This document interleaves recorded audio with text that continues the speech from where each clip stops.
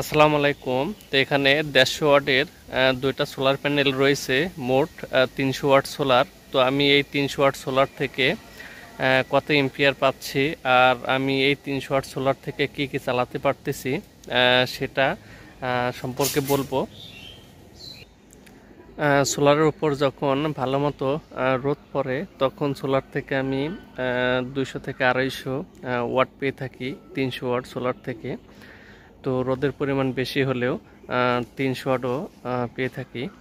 তো আমি সেটা দেখাবো এখন আমি কত এম্পিয়ার পাচ্ছি, তো আর কি কি লোড চলতেছে, তো সেটা সম্বন্ধে আমি আপনাদেরকে ধারণা দিব। তো সম্পূর্ণ ভিডিওটি দেখতে থাকুন। তো এটা হচ্ছে আমার সোলার আইপিএস। তো আমি সোলার থেকে কত এম্পিয়ার এবং কত ওয়াট পাচ্ছি তো সেটা দেখাবো।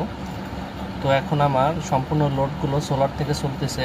আমি সোলার থেকে 15 এম্পিয়ার পাচ্ছি আর কত ওয়াট পাচ্ছি তো সেটাও এই ডিসপ্লেতে দেখাবে। এখানে আমি 209 ওয়াট পাচ্ছি সোলার থেকে, আর সোলারের ভোল্টেজ হচ্ছে 14.5 ভোল্ট। এখন আমার সোলার থেকে 15 এম্পিয়ার একটু বেশি পাচ্ছি।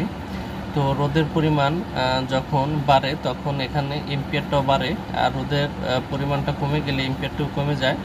তো আমার সোলার থেকে আমি যে 15 এম্পিয়ার পাচ্ছি, তো আমার এই 15 এম্পিয়ার থেকে একটা সিলিং ফ্যান আর অ্যাকোরিয়ামের লাইট আর অক্সিজেনের ফিল্টারটা চলতেছে। তো আমি সোলার থেকে 300 ওয়াটও পেয়েছি এই 300 ওয়াট সোলার থেকে। তো আমার এই লোডগুলো সব সময় চলতে থাকে।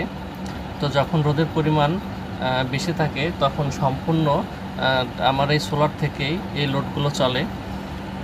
তো আপনারা যদি কেউ সোলার লাগাতে চান তাহলে চিন্তা ভাবনা করে লাগাবেন। তো যতটুকু আপনাদের লোড থাকবে তার থেকে বেশি লাগাবেন, যাতে সেটা সবসময় চালাতে পারেন।